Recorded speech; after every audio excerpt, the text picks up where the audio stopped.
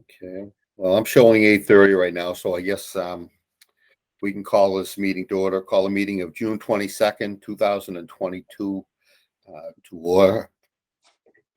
We'll have one thing to read here. It's pursuant to Governor Baker's March 12th, 2020 order suspending certain provisions of the open meeting law, general law, chapter 30A, section 18, and the governor's March 15th, 2020 order imposing strict limitations on the number of people that may gather in one place. This meeting of the Municipal Building Committee is being conducted by a remote participation. No in-person attendance of members of the public will be permitted, but every effort will be made to ensure that the public can adequately access the proceedings as provided for in the law, in the order. A reminder that persons who would like to view this meeting while in progress may do so by turning into Westborough TV. I understand that we're not live right now, but we will be posted for the meeting within the next hour or so after the meeting is over. With that said, I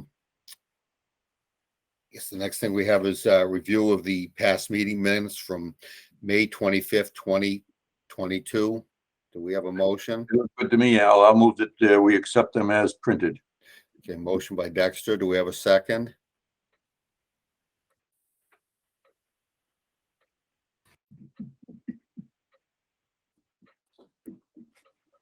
Cannot hear you, Jim.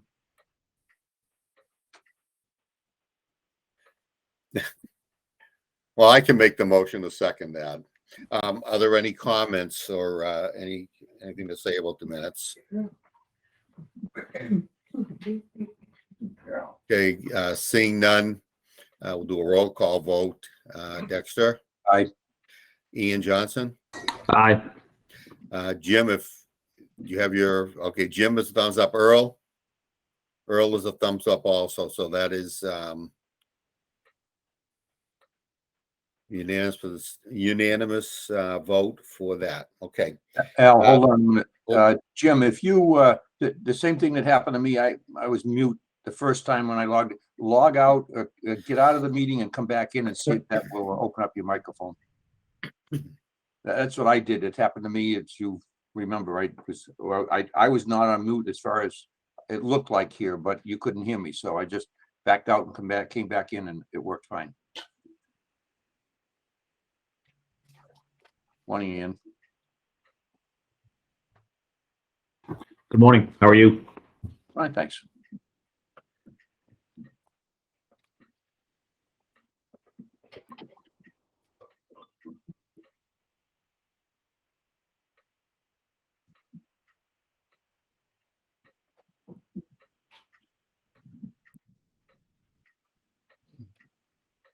Can we hear you now, Jim?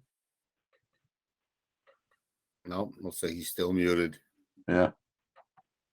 Let's see, Jim. I think sometimes if you go down to the bottom of your screen, you see those three dotted lines vertically. Click on that, go to your settings, check your audio. You might be connected to a different audio. Or How's that? Hey, here you go, Jim. Perfect. You're Thanks, in. Peter. All right. You get the big bucks, Peter. Oh, by the way, what are you in Hollywood? What's that all behind you there? Me? Yeah. Oh, just All an those office, sparkly lights. You look like you're in Hollywood, for God's sakes. just an office picture. Nice. Yeah. Use it as All a right. background. Okay, I guess we can turn the meeting over to Peter Collins now. Okay, good morning. Thank you, Mr. Chairman. Good morning, committee members. So yes, you can hopefully see my screen. We're on item 3. Just a couple of items to talk about. These are probably predominantly Jim giving us an update on the operation of the rooftop units. The new drives apparently were installed since we last met. We've had some warm weather, so I'm not sure how the system has been working. And secondly, just an update on the catwalk around the generator. So Jim, I'll turn it over to you if you'd like. Okay, so you're correct that the drives were installed in the RTUs. Unfortunately, when they came in from the factory, they there's a visor, there's another company that, that York unit was sent out for, and basically got souped up. They added on a bunch of stuff. It was, Bison was the name of the company. Right. So when the drives came in, they plugged them in, and immediately everything took off at 100%. They weren't operating properly. So they unplugged them and they called the company, and there was a download that needed to be put in. They needed to be programmed. So that took a couple of weeks to happen. It ended up happening last Thursday. And so they're up and running right now. Both units are functioning. I haven't had anything shut down. I haven't had very many complaints. However, the HVAC maintenance contractor is on site doing periodic maintenance. And I was told this morning, he's giving me a report by the end of today, but I was told this morning that they found 2 blown fuses on RTU 3. And they think possibly there might be a refrigerant leak on it. He seemed like the pressures were a little low. So he's doing up a report for me, and unfortunately I don't have it for you guys today, but I will say this, they are running. We haven't had any shutdowns. We had a few when the drives weren't hooked up, but now that they are hooked up, it seems to be functioning properly. It's just wait and see now. Let's run it through the paces and make sure that it stays that way. It's only been less than a week that they've been operating with the drives installed. So that's really about it on those units. I guess our next step is just to get some type of report from Adams on where we're at, if they've completed all the things that we had found back in last August when we did the forensics on the units. I believe all these service bulletins now have been taken care of, and that should be it as far as everything that was on the list that needed to be fixed is now fixed. RTU 1 they put a new motor in that, a new drive motor. When they were here installing the drives, that's up and running, functioning properly. And basically that's about it. We're just going to have to wait and see now, let them run and make sure that they're up to their paces. Jim, can I just ask a question on the potential refrigerant leak? That shouldn't have anything to do with the work that was being done in terms of the rewiring and all that stuff. It seems to me like that would be kind of a regular maintenance piece, so not related directly to what. You're right, Ian, except for the really, these units are only 3 years old. They shouldn't be leaking refrigerant.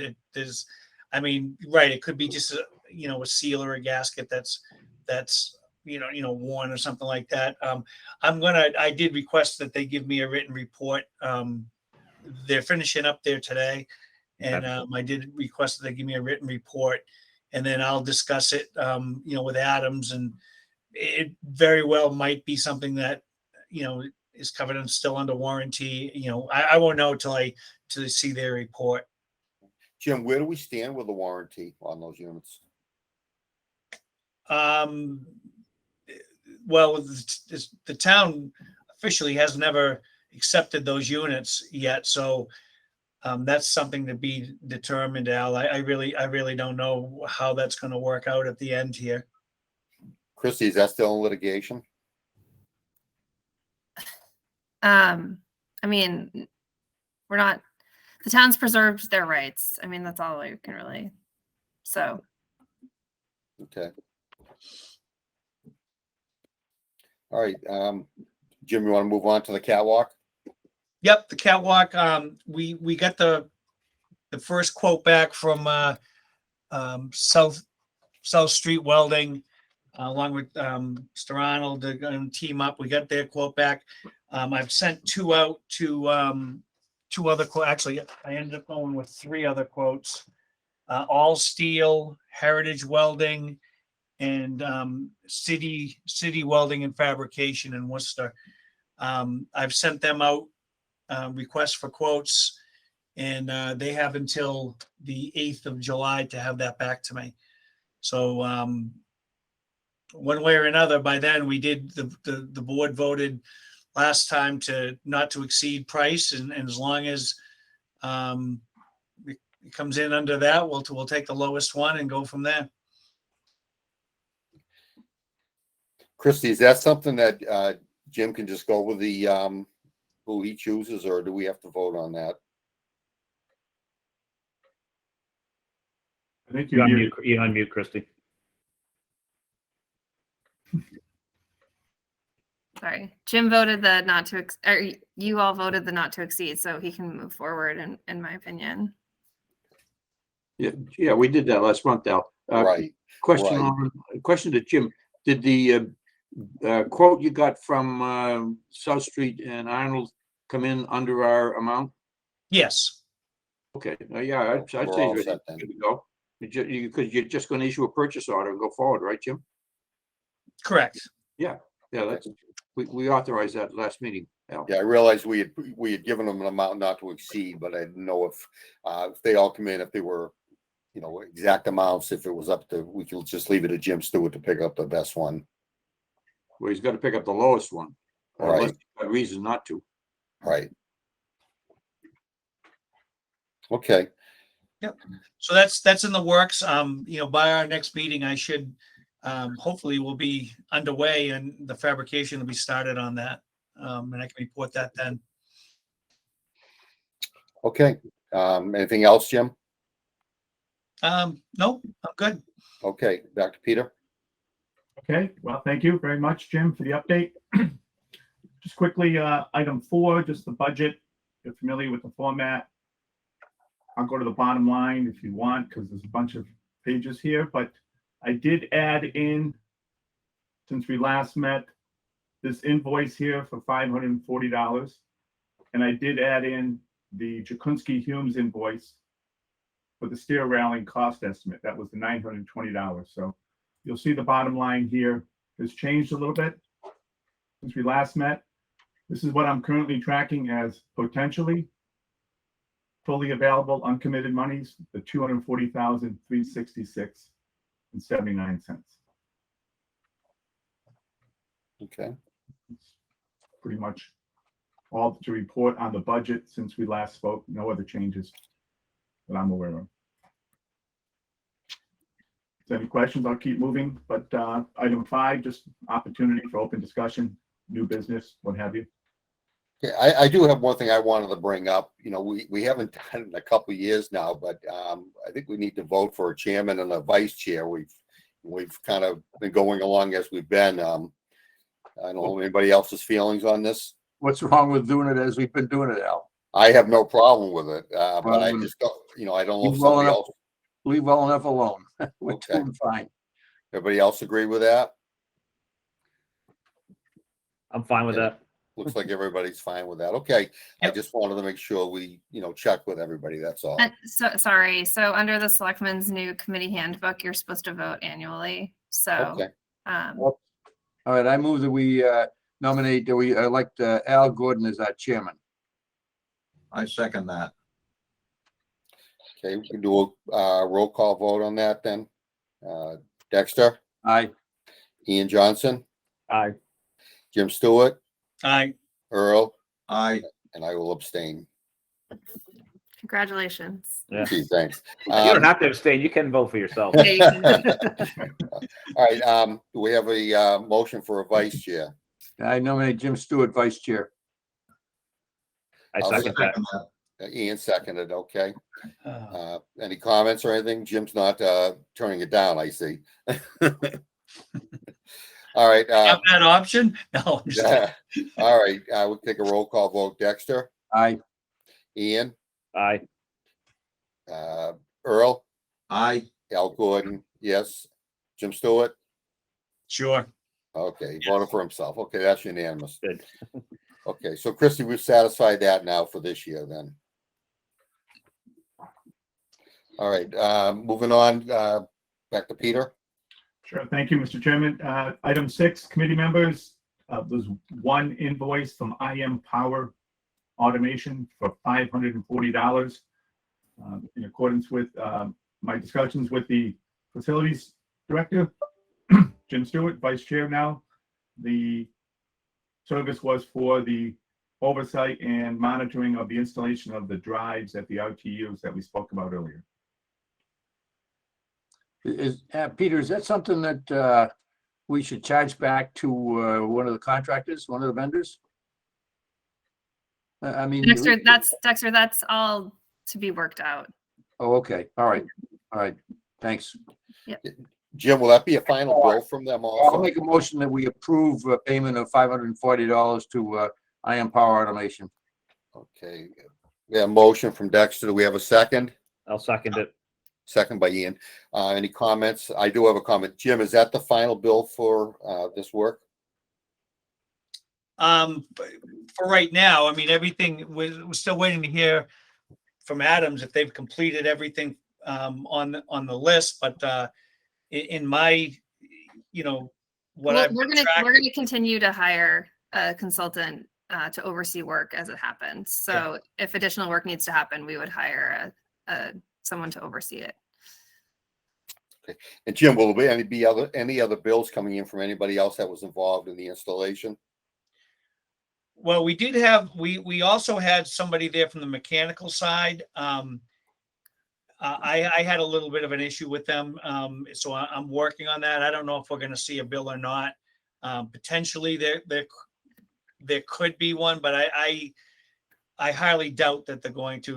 The gentleman that was there didn't do what he was supposed to be doing. And I had some issues with it. And I called the company the day he was there and complained. And luckily I had Empower Automation, Travis Zimmerman there, keeping an eye on everything because there was an issue. So I'm assuming that's going to be it. But potentially, they might want to try to send me something, but I'm going to fight it. Okay. Are there any comments or questions on this? They seeing none, we'll do a roll call vote. Dexter? Aye. Ian? Aye. Jim Stewart? I Earl? Aye. Al Gordon, yes, it's unanimous. Okay.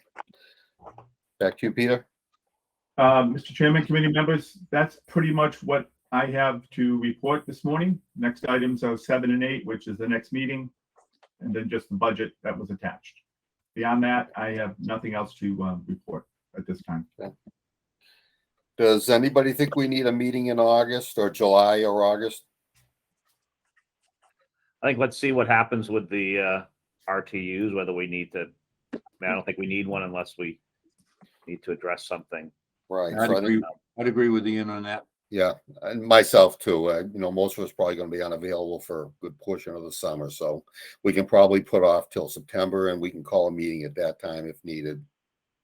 This question for you, Al, and Christie. How long is this executive order of the governor for a meeting, not meeting in person?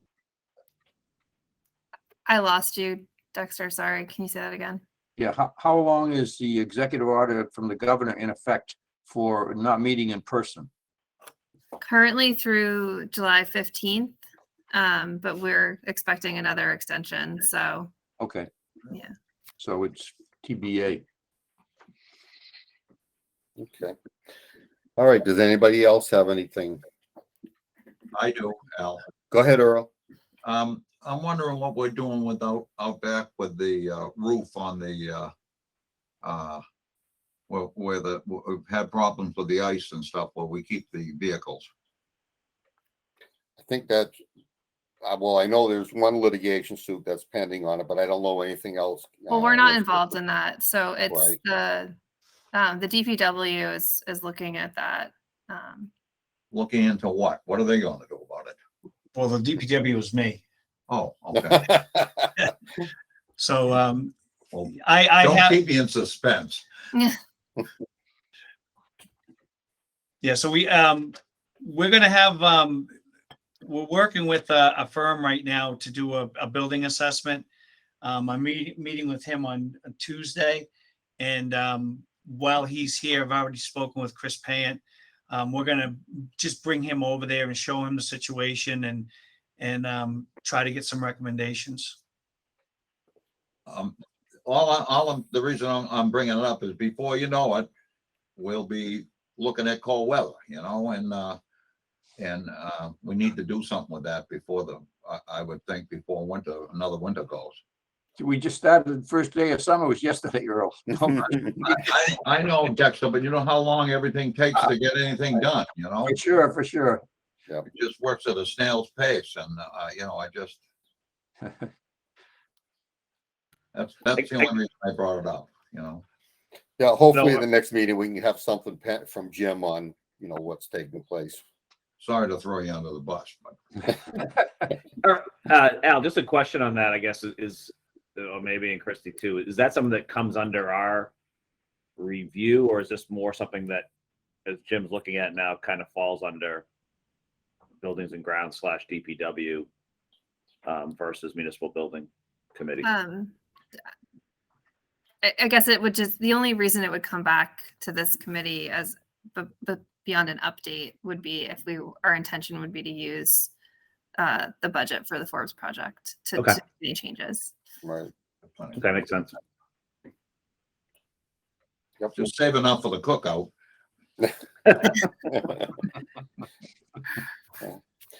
Okay, is there anything further? Move to adjourn. Second. Okay, second. Do we have any discussion on that? Seeing none, do a roll call vote. Dexter, Aye. Ian, Aye. Jim Stewart, Earl, I Al Gordon, yes. Okay, thank you all very much. All right. Have a good summer, Thanks. everybody.